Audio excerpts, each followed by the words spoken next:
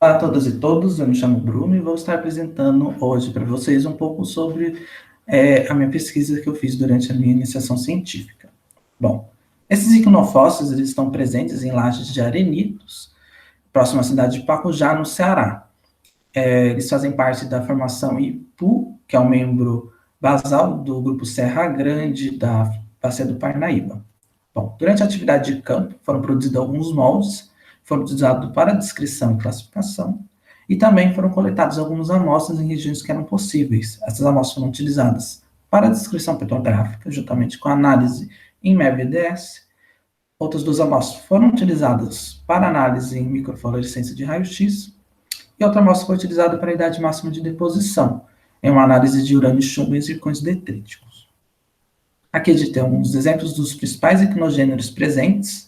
À esquerda temos a imagem de parte do afloramento, à direita alguns moldes produzidos, onde os icnogêneros mais representativos são circulígneos, cônicos, planolites e paleopícnicos.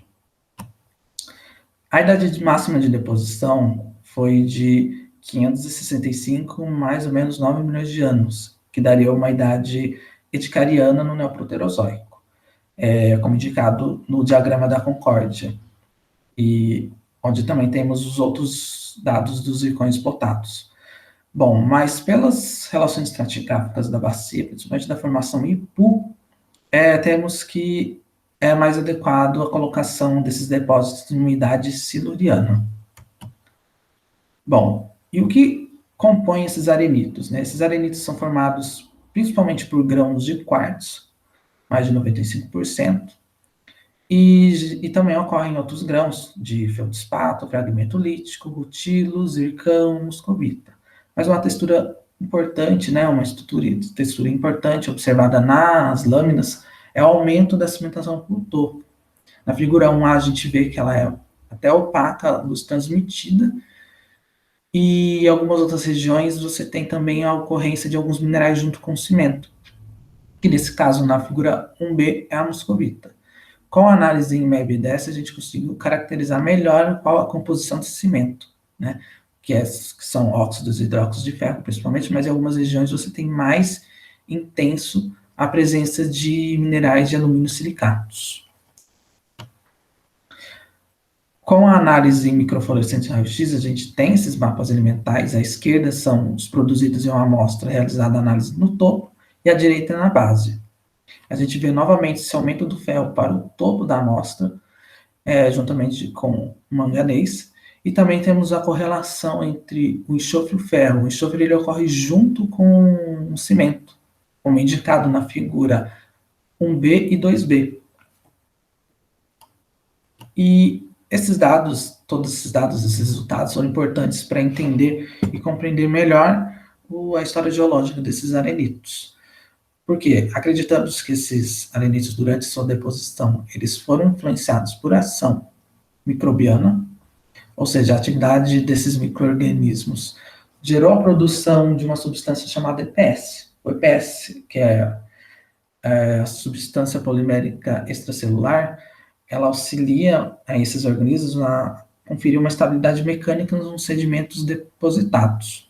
Ou seja, eles vão aglutinar e vão prender esses sedimentos,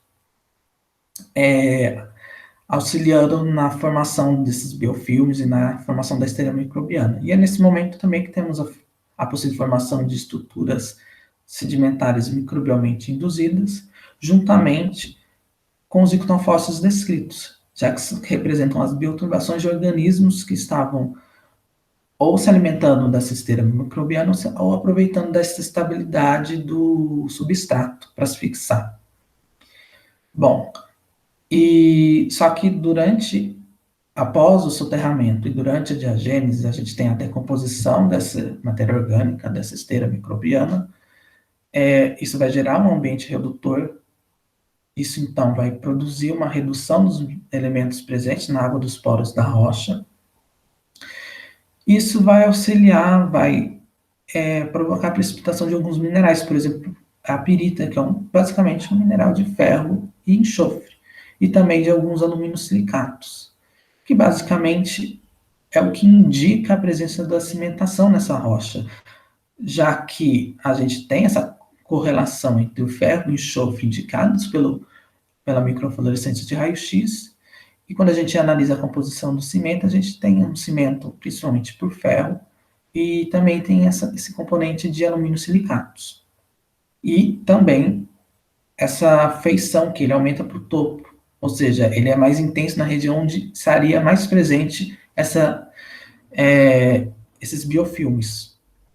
Só que, como essa rocha ela pode ter sido introduzida ao ambiente oxidante, esses minerais eles não existem mais.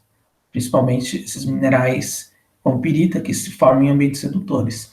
Esses minerais foram oxidados e formaram a cimentação que a gente vê hoje em dia, que é por óxidos e hidróxidos de ferro.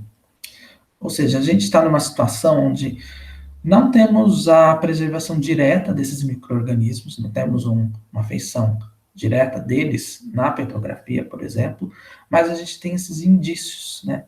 Essas evidências indiretas que pode ter sido a atuação desses micro-organismos nesses sedimentos, seja pela aglutinação de alguns minerais pesados, como zircão, rutilo, ou até mesmo da muscovita, como eu mostrei anteriormente. Essa cimentação que ela aumenta para o topo também pode indicar essa presença, principalmente por causa da correlação do ferro com o enxofre, e esse processo ele auxiliou na preservação desses icnofósseis. E é basicamente esse é o retrato geológico que a gente tem daquela região. Essas aqui são as biografias e eu agradeço a atenção de todos.